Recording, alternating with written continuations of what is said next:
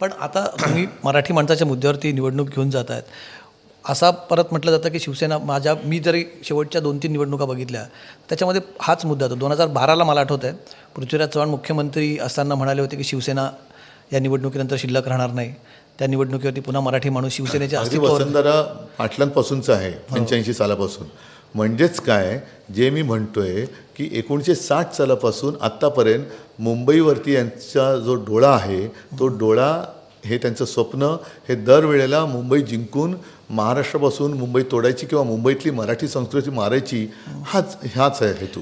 पण हा मुद्दा फक्त निवडणुकांपुरताच शिवसेना बाहेर काढते. मराठी मी नाही माणूस काढत. संपत चालला. हिंदी असं तुमच्यावरती आरोप होतो वारंवार. नाही, एक मिनिट. मी जे तुम्हाला सांगितलं आता तो भैया जोशी जे म्हणाले ते काय निवडणुकीच्या तोंडावर म्हणाले का? हिंदीची सक्ती मी केली होती का? मी तर मराठीची सक्ती केली, ते यांनी थांबवलं. मी मराठी रंगभूमीचं दालन करायसाठी प्लान बिन सगळं अप्रूव्ह केलं होतं बिर्ला मातोश्री याला बिर्ला क्रीडा केंद्र चौपाटीला. हे यांनी रद्द केलं आणि बिल्डरच्या घशात घातलं.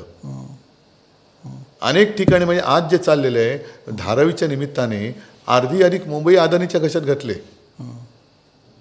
हे आता जर यांना रोखायचं असेल तर मुंबई महापालिका अधिकृतपणाने त्याच्यावरती ते काम करू शकते. आम्ही रस्त्यावरती उतरतो, आम्ही मोर्चा पण काढला, आंदोलन तर केलं, आंदोलन तर करूच, पण अधिकार ज्याच्या हातात असतात की एका म्हणजे अनेक गोष्टी अशा आहेत की नुसत्या एका ऑर्डरने होतात.